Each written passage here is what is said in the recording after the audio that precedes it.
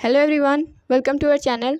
आज की इस वीडियो में हम क्लास 10 साइंस के first chapter chemical reactions and equations के इंटेक्स क्वेश्चन सॉल्व करने वाले हैं। एनसीईआरटी पढ़ने के बाद यानी जब आप चैप्टर पढ़ लेते हैं उसके बाद एनसीईआरटी में जो गिवन इंटेक्स क्वेश्चंस और एक्सरसाइज क्वेश्चंस होते हैं आपको सबसे पहले उनको सॉल्व करना चाहिए। इससे आपका रिवीजन हो जाता है अभी तक आपने जो कुछ भी पढ़ा है। फिर उसके बाद आपको किसी एक्स्ट्रा क्वेश्चंस की प्रैक्टिस करनी चाहिए। ओके, तो आज हम इस वीडियो में इस चैप्टर के इंटेक्स क्वेश्चन सॉल्व करेंगे जो कि है पेज नंबर 6, 10 और 13 पे। तो पेज नंबर 6 पे पहला क्वेश्चन है, why should a magnesium ribbon be clean before burning in air.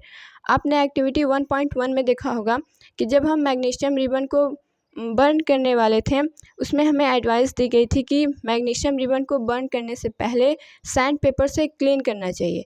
Question है क्यों? जब हम मैग्नीशियम को एयर के प्रेजेंस में रखते हैं यानी जब मैग्नीशियम एयर के डायरेक्ट कांटेक्ट में होता है तो एयर में प्रेजेंट ऑक्सीजन के साथ मैग्नीशियम रिएक्ट करता है और उसके ऊपर एक मैग्नीशियम ऑक्साइड की लेयर आ जाती है जो कि फर्दर कंबशन होने से रोकती है। तो उस प्रोटेक्टिव लेयर को हम रिमूव करना चाहते हैं, इसलिए हम मैग्नीशियम रिबन को बर्न करने से पहले सैंड पेपर से क्लीन करते हैं। तो इसको लिखेंगे कैसे?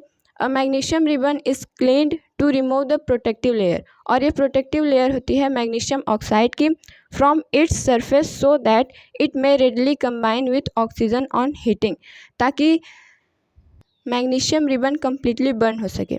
ठीक, तो पहले का आंसर ये होगा कि हम मैग्नीशियम रिबन को इसलिए बर्न करते हैं ताकि जो प्रोटेक्टिव लेयर है मैग्नीशियम ऑक्साइड की उसे हम हटा सकें। क्वेश्चन नंबर 2 है, right the balanced chemical equation for the following reactions. हमें नीचे कुछ वर्ड इक्वेशंस दिए गए हैं जिनके हमें केमिकल इक्वेशन लिखना है। केमिकल इक्वेशन कहते किसको हैं?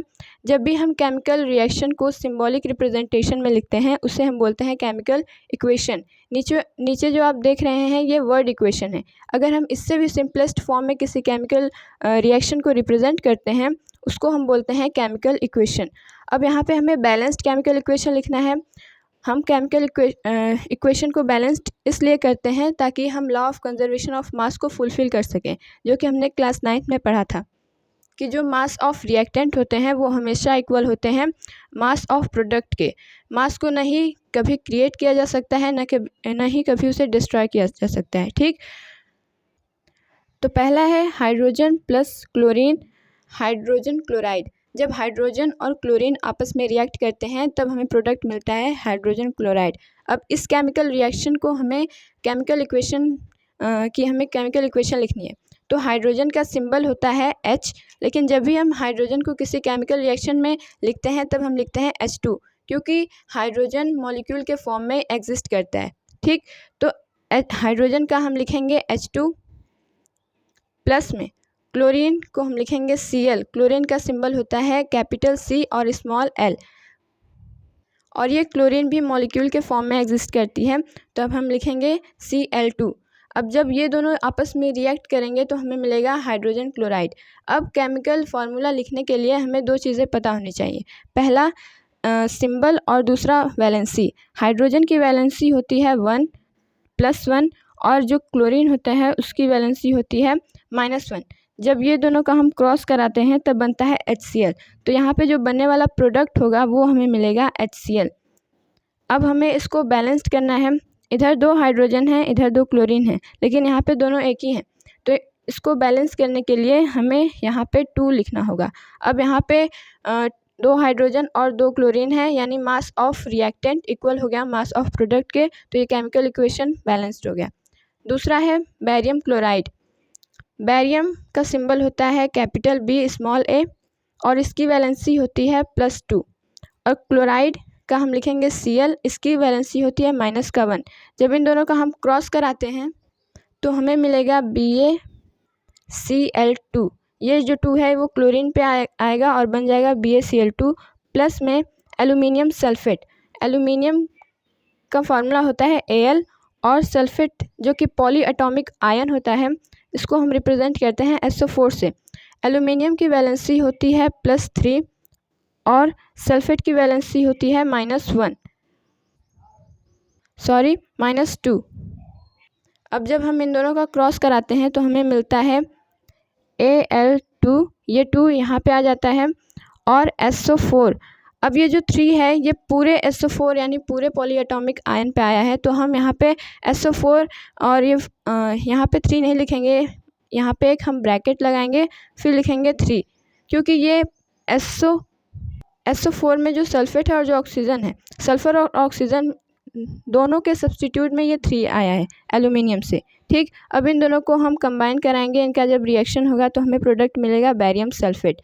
बैरियम का फॉर्मूला होता है Bm, सल्फेट का फॉर्मूला होता है SO4। बैरियम की वैलेंसी होती है +2 और सल्फेट की -2। ये दोनों आपस में कैंसिल हो जाएंगे और हमें मिलेगा बैरियम सल्फेट BaSO4। प्लस में एल्यूमिनियम क्लोराइड, एल्यूमिनियम की वैलेंसी होती है 3 और क्लोरीन की होती है -1, तो यहाँ पे हमें मिलेगा AlCl3। अब हमें इसे बैलेंस करना है, तो यहाँ पे आप देखिए एल्यूमिनियम यहाँ पे 2 है और यहाँ पर 1 है, तो यहाँ पे हमें इक्वल करने के लिए यहाँ पे 2 लिखना होगा। जब हम 2 लिखते हैं तो यहाँ पे जो क्लोरीन है वो 6 हो जाता है यहाँ पे, और यहाँ पे क्लोरीन 2 है, तो इसको 6 बनाने के लिए हमें यहाँ पे 3 लिखना होगा। जब हम 3 यहाँ पे लिखते हैं तो जो क्लोरीन है वो 6 हो जाएगा। मास ऑफ रिएक्टेंट में जितना क्लोरीन है उतना इक्वल होगा प्रोडक्ट के। अब यहाँ पे जैसे हमने 3 लिखा तो बैरियम यहाँ पे 3 हो गया, तब इस साइड बैरियम है 1, यहाँ पे इक्वल करने के लिए हमें यहाँ पे लिखना होगा 3। अब ये जो केमिकल इक्वेशन है ये बैलेंस्ड है। तीसरा है sodium plus water, sodium hydroxide plus में हाइड्रोजन। सोडियम का सिंबल होता है Na, प्लस में वाटर का सिंबल होता है H2O, इसे हम बोलते हैं हाइड्रोजन ऑक्साइड, लेकिन हम वाटर को इसके कॉमन नेम से ही केमिकल इक्वेशन में लिखते हैं, तो ये हो गया H2O। जब ये दोनों आपस में रिएक्ट करेंगे तो हमें मिलेगा सोडियम हाइड्रोक्साइड NaOH, ये एक स्ट्रॉन्ग बेस होता है। प्लस में हाइड्रोजन, हाइड्रोजन हमने आपको बताया था कि मॉलिक्यूल के फॉर्म में एग्जिस्ट करते हैं, तो यहाँ पे हम लिखेंगे H2। जब हम केमिकल इक्वेशन लिखते हैं तब हम उसमें उसकी फ़िज़िकल स्टेट भी लिख सकते हैं, लेकिन अगर क्वेश्चन में गिवन ना हो तो ज़रूरी नहीं है कि हम जो एलिमेंट्स दिए गए हैं उनके फ़िज़िकल स्टेट भी लिखें, तो इसमें हम फ़िज़िकल स्टेट नहीं लिखेंगे तो भी चलेगा। ठीक, अब इसे हमें बैलेंस करना है, तो यहाँ पे हाइड्रोजन इधर 3 है, इधर 2 ही हाइड्रोजन है, तो इधर हमें 3 हाइड्रोजन बना नहीं सकते हैं, तो यहाँ पे हम लिखेंगे 2। जब यहाँ पे हाइड्रोजन 4 हो जाएगा तो यहाँ पे अगर हम 2 लिख दें तो यहाँ पे 2 हाइड्रोजन और ये 2 हाइड्रोजन, ये दोनों मिलके हो जाएंगे 4 हाइड्रोजन। अब यहाँ पे जब हमने 2 लिखा तब Na यहाँ पे 2 हो गया और यहाँ पर 1 ही है, तो ये हो जाएगा 2 Na इधर भी 2 Na इधर भी, तो रिएक्टेंट में जितने भी एलिमेंट्स हैं वो इक्वल हैं प्रोडक्ट के, तो ये केमिकल इक्वेशन हमारा बैलेंस्ड होता है। क्वेश्चन नंबर 3 है, right a balanced chemical equation with state symbol for the following reaction. हमें केमिकल इक्वेशन लिखना है बैलेंस्ड फॉर्म में, साथ में जो उनकी फिजिकल स्टेट हैं उनको भी हमें मेंशन करना है यहाँ पे। तो पहला है solution of barium chloride and sulphate sodium sulphate in water. यहाँ पे हमें बैरियम क्लोराइड का सॉल्यूशन लेना है। 4 फिजिकल स्टेट हमारी बुक में दी गई हैं। पहला लिक्विड जिसे हम L से डिनोट करते हैं, गैस जिसे हम G से डिनोट करते हैं, सॉलिड जिसे हम स्मॉल s से डिनोट करते हैं, और जो सॉल्यूशन होता है उसको हम एक्वा सॉल्यूशन के फॉर्म में डिनोट करते हैं। तो यहाँ पर बैरियम क्लोराइड का एक्वा सॉल्यूशन लिया गया है, तो सबसे पहले हम बैरियम क्लोराइड का फार्मूला लिखेंगे। फार्मूला लिखने के लिए हमें इसका सिंबल, बैरियम का सिंबल होता है Ba और क्लोरीन का होता है Cl, इनका सिंबल पता होना चाहिए और साथ में इनकी वैलेंसी। तो बैरियम की वैलेंसी होती है +2 और क्लोरीन की होती है -1। जब हम इसका क्रॉस कराते हैं तो हमें मिलता है बैरियम क्लोराइड BaCl2, और यहाँ पर सोल्यूशन लिया गया है तो हम यहाँ पे लेंगे एक्वा सोल्यूशन। प्लस में sodium sulphate in water, sodium sulphate का भी हमें एक्वा सोल्यूशन नहीं लेना है क्योंकि ये डिज़ोल्व है वाटर में। ठीक, तो यहाँ पे हम सोडियम का फॉर्मूला लिखेंगे Na, सल्फेट का होता है SO4। Na की वैलेंसी होती है 1 और सल्फेट पॉलीएटॉमिक आयन है, इसकी वैलेंसी होती है -2। जब हम इसका क्रॉस कराते हैं तो हमें मिलता है Na2SO4। अब यहाँ पे हमने एक्वा सोल्यूशन लिया था वाटर का, तो यहाँ पे हो जाएगा Aq। अब जब इन दोनों का रिएक्शन होगा तो हमें जो प्रोडक्ट मिलते हैं वो हैं insoluble barium sulphate and the solution of sodium chloride. Insoluble यानी ये जो प्रोडक्ट बना है उसमें से ये जो बेरियम सल्फेट है ये सॉलिड है, ठीक। या फिर आप कह सकते हैं प्रेसिपिटेट। तो बेरियम सल्फेट हम लिखेंगे इसका फॉर्मूला BaSO4 प्लस का 2 माइनस का 2, ये दोनों एक दूसरे से कैंसिल हो जाएंगे तो हमें मिलेंगे BaSO4। अब जब इनसॉल्युबल है तो हम इसे सॉलिड के फॉर्म में रिप्रेजेंट करेंगे, या फिर इसको प्रेसिपिटेट, ये प्रेसिपिटेट है तो इसको हम ऐसे नीचे एरो ऐसे रिप्रेजेंट करते हैं, आपके ऊपर डिपेंड करता है आप ऐसे रिप्रेजेंट करें या फिर ऐसे, ठीक। प्लस में हमें एक प्रोडक्ट मिला है सोडियम क्लोराइड NaCl, आप सभी जानते हैं इसका फॉर्मूला होता है NaCl, इसका सोल्यूशन हमें मिला है। तो ये जो केमिकल इक्वेशन आपके सामने है ये किस रिएक्शन को रिप्रेजेंट करता है। यहाँ पर म्यूचुअल एक्सचेंज ऑफ आयंस हमें देखने को मिल रहा है, तो ये डबल डिस्प्लेसमेंट रिएक्शन है। साथ ही में यहाँ पे एक प्रोडक्ट इनसॉल्युबल है, यानी यहाँ पे हमें प्रेसिपिटेट भी मिल रहा है, तो ये डबल डिस्प्लेसमेंट रिएक्शन के साथ साथ प्रेसिपिटेट रिएक्शन भी है। जब भी डबल डिस्प्लेसमेंट रिएक्शन होता है उसमें प्रेसिपिटेट ज़रूर बनता है, ठीक। तो यहाँ पे जो बेरियम सल्फेट है ये एक प्रेसिपिटेट है, इसका कलर वाइट कलर होता है, ठीक। तो ये वाइट प्रेसिपिटेट है। दूसरा क्वेश्चन है सोडियम हाइड्रोक्साइड सोल्यूशन, यहाँ पे भी हमने सॉल्यूशन लिया है। रिएक्ट्स विथ हाइड्रोक्लोरिक एसिड, ये भी सोल्यूशन है। तो आप इतने में समझ गए होंगे कि ये जो रिएक्शन है ये डबल डिस्प्लेसमेंट रिएक्शन का एग्जांपल है, ठीक। इन वाटर टू प्रोड्यूस, यहाँ पे प्रोडक्ट बन रहे हैं सोडियम क्लोराइड सोल्यूशन और वाटर। तो यहाँ पे हम लिखेंगे सोडियम हाइड्रोक्साइड, पीछे भी हमने इसका फॉर्मूला लिखा था NaOH, ये एक स्ट्रॉन्ग बेस होता है, इसका हमने एक्वा सोल्यूशन लिया है। रिएक्ट्स विथ हाइड्रोक्लोरिक एसिड, इसका भी सोल्यूशन लिया है हमने HCl। ये जो दोनों जब आपस में रिएक्ट करते हैं ये प्लस ये माइनस, ये प्लस ये माइनस, इसका प्लस वाला इसके माइनस के साथ जाता है जब भी डबल डिस्प्लेसमेंट रिएक्शन होता है, और ये जो माइनस है वो इसके प्लस के साथ चला जाता है, ठीक। तो Na जब Cl के साथ आएगा तो बनेगा NaCl, क्योंकि दोनों की वैलेंसी 1 है, ठीक। और इसका ये एक्वा सोल्यूशन बना है, प्लस में ये OH हाइड्रोक्साइड आयन जाएगा हाइड्रोजन आयन के साथ। तो सबसे पहले हम प्लस वाला लिखते हैं, तो यहाँ पे लिखेंगे हम H2O, वाटर बना है यहाँ पे तो लिखेंगे H2O, और ये जो वाटर है ये लिक्विड स्टेट में है, ठीक। तो ये एक डबल डिस्प्लेसमेंट रिएक्शन का एग्जांपल है, या फिर आप कह सकते हैं न्यूट्रलाइजेशन रिएक्शन का एग्जांपल है, क्योंकि ये एक बेस है, आप सेकेंड चैप्टर में पढ़ेंगे, और HCl एक एसिड है। जब एसिड और बेस आपस में रिएक्ट करते हैं तो बनाते हैं साल्ट और प्लस में वाटर, और ये जो रिएक्शन होता है जिसमें एसिड और बेस आपस में रिएक्ट करके साल्ट और वाटर का फॉर्मेशन करते हैं, इस रिएक्शन को हम बोलते हैं न्यूट्रलाइजेशन रिएक्शन। ये आप सेकेंड चैप्टर में पढ़ेंगे, ठीक। तो यहाँ पे हमारा ये क्वेश्चन कंप्लीट होता है। अब बात करते हैं अगले क्वेश्चन की, जो कि है पेज नंबर 10 पे। A solution of substance X is used for white washing. एक सब्सटेंस है, नेम नहीं दिया गया हमें, कोई सब्सटेंस X है जिसको हम यूज़ करते हैं वाइट वॉशिंग में। हमें इसका सब्सटेंस का नेम बताना है और इसका फॉर्मूला बताना है, और साथ ही में वो रिएक्शन लिखना है जिससे जब ये वाटर से रिएक्ट करता है तो जो प्रोडक्ट बनते हैं। तो हम वाइट वॉशिंग में एक वाइट पाउडर का यूज़ करते हैं जो कि होता है कैल्शियम ऑक्साइड का। इसको हम लाइम बोलते हैं, या फिर चूना भी बोला जाता है इसको, या फिर बर्न्ट लाइम बोलते हैं, ठीक। इसके ये डिफरेंट नेम हैं।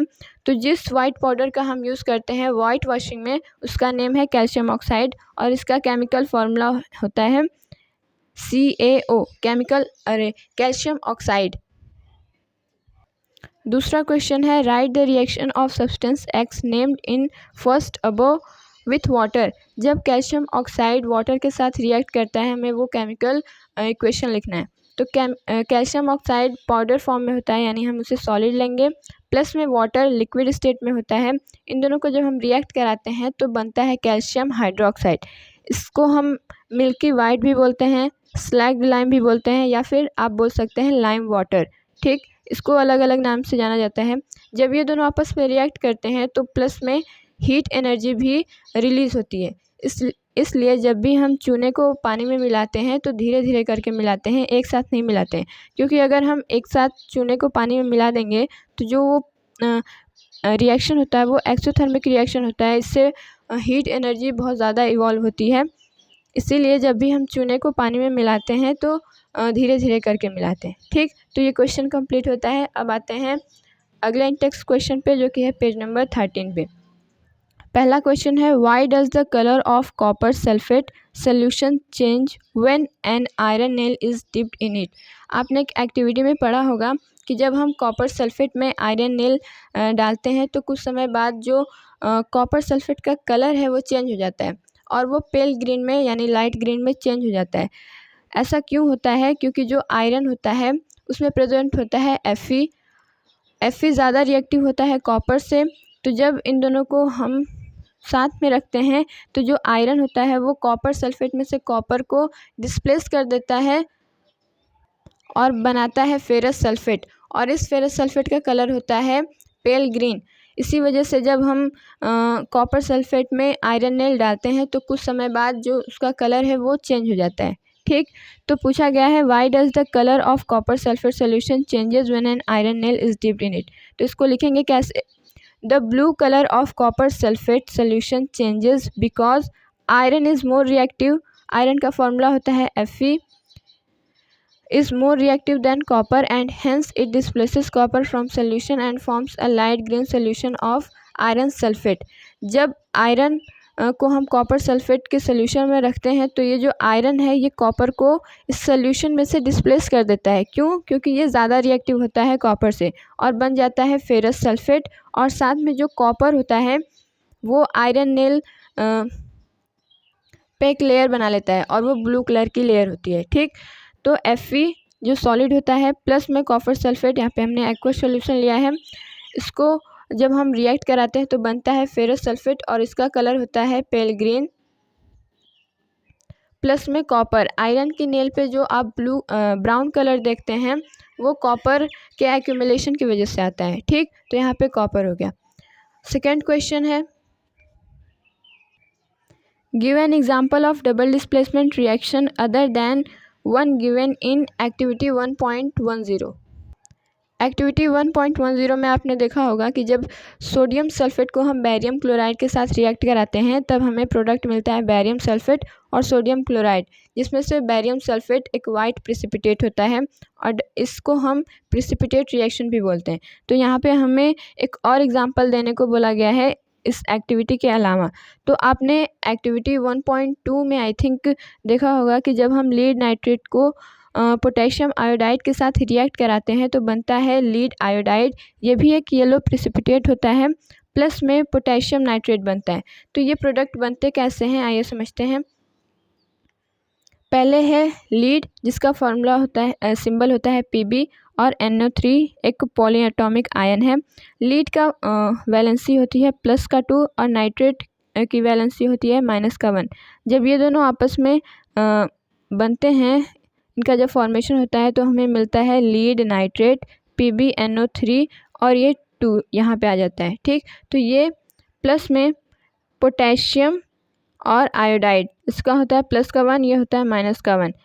ये दोनों जब आपस में रिएक्ट करते हैं तो डबल डिस्प्लेसमेंट रिएक्शन में हमने आपको बताया था कि आयंस का म्यूचुअल एक्सचेंज देखने को मिलता है। ठीक, तो यहाँ पे इसका प्लस वाला इसके माइनस के साथ जाएगा और इसका माइनस वाला इस प्लस के साथ जाएगा। तो यहाँ पे ये प्लस है, ये माइनस है, ये प्लस है, ये माइनस है। किसी भी फार्मूले में, केमिकल फार्मूले में आप देखेंगे तो पहला वाला प्लस का होता है और दूसरा माइनस यानी नेगेटिव का होता है। तो लीड आयोडाइड के साथ जाएगा तो बन जाएगा PbI2, क्योंकि लीड की वैलेंसी 2 होती है तो ये आयोडाइड पे आ जाएगा और हो जाएगा सबस्क्रिप्ट में 2। प्लस में इसका प्लस वाला इसके माइनस के साथ जाएगा तो बन जाएगा पोटेशियम नाइट्रेट। अब यहाँ पे जो PbI2 बना है ये सॉलिड है। प्रेसिपिटेट को हम रिप्रेजेंट ऐसे भी कर सकते हैं या फिर आप सिंपली सॉलिड लिख सकते हैं। ठीक, तो ये येलो प्रेसिपिटेट होता है और प्लस में हमें एक और प्रोडक्ट मिलेगा पोटेशियम नाइट्रेट, ये एक्वस सॉल्यूशन है। या फिर आप ये एग्जांपल भी दे सकते हैं कि बैरियम हाइड्रोक्साइड जब रिएक्ट करता है अमोनियम क्लोराइड के साथ तो बनता है बैरियम क्लोराइड प्लस में अमोनियम हाइड्रोक्साइड। ठीक, ये एग्जांपल आपके बुक में दिया गया है तो आप यही एग्जांपल मेंशन करें तो सही होगा। बढ़ते हैं अगले क्वेश्चन की तरफ। क्वेश्चन नंबर 3 है, identify the substance that are oxidised and the substance that are reduced in the following reaction. सबसे पहले हम समझते हैं कि ऑक्सीडाइज्ड और रिड्यूस्ड किसे बोलते हैं। जब भी किसी सब्सटेंस में से ऑक्सीजन ऐड होता है और हाइड्रोजन रिमूव होता है तब हम उसे बोलते हैं ऑक्सीडाइज्ड सब्सटेंस, और जिस भी सब्सटेंस में से ऑक्सीजन रिमूव होता है और हाइड्रोजन ऐड होता है उसे बोलते हैं हम रिड्यूस्ड सब्सटेंस। तो यहाँ पे हमें कुछ इक्वेशंस दिए गए हैं, इनमें से हमें फाइंड करना है कि कौन सा सब्सटेंस ऑक्सीडाइज्ड हुआ है और कौन सा रिड्यूस्ड हुआ है।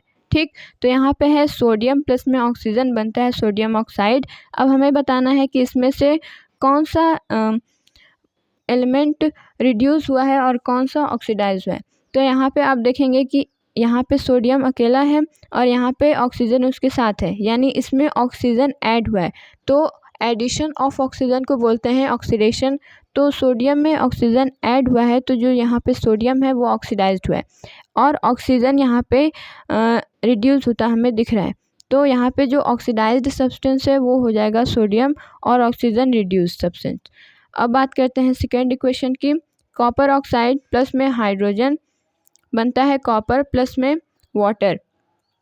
अब यहाँ पे आप देखेंगे कि कॉपर के साथ ऑक्सीजन है लेकिन प्रोडक्ट साइड में कॉपर के साथ ऑक्सीजन नहीं है, यानी यहाँ पे रिमूवल ऑफ ऑक्सीजन हमें देखने को मिल रहा है। तो रिमूवल ऑफ ऑक्सीजन को बोलते हैं रिडक्शन। तो यहाँ पे जो सब्सटेंस रिड्यूस हुआ है वो है हमारा कॉपर ऑक्साइड और हाइड्रोजन यहाँ पे अकेला है और यहाँ पे हाइड्रोजन के साथ ऑक्सीजन दिख रहा है। तो यानी यहाँ पे एडिशन ऑफ ऑक्सीजन देखने को मिला है हमें। तो जो हाइड्रोजन है वो ऑक्सीडाइज्ड हुआ है। तो यहाँ पे जो सब्सटेंस ऑक्सीडाइज्ड हुआ है वो है हाइड्रोजन और जो सब्सटेंस रिड्यूस हुआ है वो है कॉपर ऑक्साइड। तो यहाँ पे हमारा इस चैप्टर के इंटेक्स क्वेश्चन सॉल्व कंप्लीट होते हैं। उम्मीद करते हैं आपके सभी क्वेश्चन समझ में आए होंगे। Thank you, thanks for watching.